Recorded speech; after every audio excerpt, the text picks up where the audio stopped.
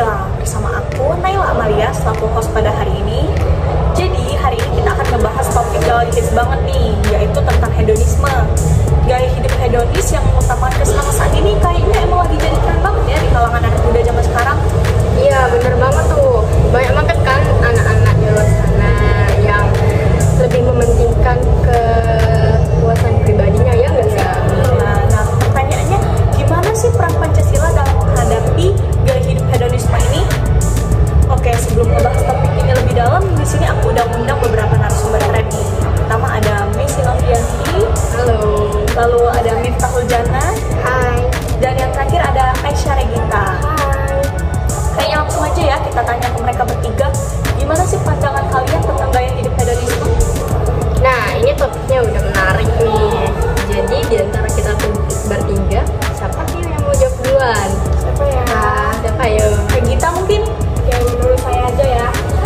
Dari sudut pandang saya sebagai anak muda tentunya, menurut saya hedonisme itu adalah salah satu cara seseorang untuk menghindari berpikir yang negatif dan mencari kepuasan yang instan. Itu juga berdampak ya bagi masyarakat dan bagi diri sendiri tuh. Menurut kalian gimana? Aku setuju banget sih dengan pendapatnya Regita.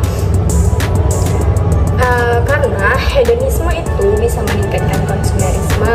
Dari sana bisa menyebabkan kesenjangan sosial serta bisa mengurangi nilai-nilai luhur. Terus hedonisme itu bisa menular loh, kalau kalian mau tahu bisa menular dari lingkungan sekitar kita.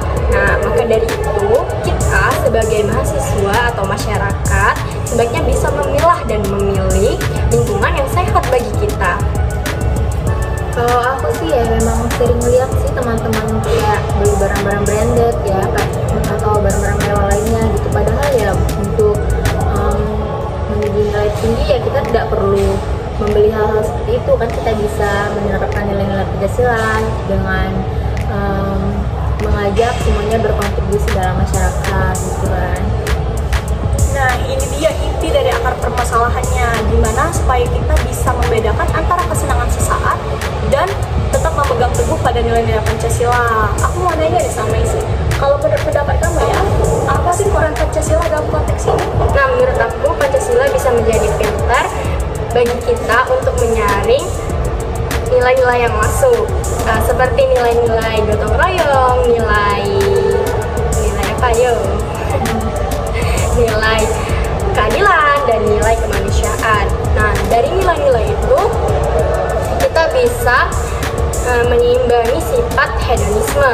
Dengan kita menerapkan nilai-nilai Pancasila tadi, kita bisa lebih bertanggung jawab terhadap sosial dan kita bisa lebih apa ya? Lebih tidak mementingkan kesenangan kita pribadi gitu. Iya. Aku setuju banget ya sama Messi, karena menurut aku Pancasila juga bisa menjadi kompas moral bagi kita gitu kan. Nilai-nilai Pancasila itu bisa menjadi penguat kita agar kita tidak mudah goyah dengan sifat hedonisme gitu kan. Sebagai anak muda juga kita tuh berperan penting gitu kan untuk masyarakat juga. Kita bisa mengajak mereka lebih peduli akan lingkungan kita dalam masyarakat gitu. Wah, menarik banget nih ya pendapat dari kalian semua. Kalau dari Regita sendiri, kamu ada tip khusus gak sih untuk menghadapi sikap hedonisme ini, terutamanya di kalangan anak muda nih? Oke, pastinya ada dong. Menurut saya salah satu caranya adalah dengan mencari kegiatan yang positif dan memberikan kepuasan yang bermanfaat. Salah satu contohnya adalah ikut organisasi, mencari kegiatan sosial. Terus kalau ada hobi itu dikembangin. Selain itu juga kita harus mencari relasi sosial yang lebih positif gak sih? Kayak benar itu. Mendukung satu sama lain. Lingkungan yang lebih sehat ya. Iya.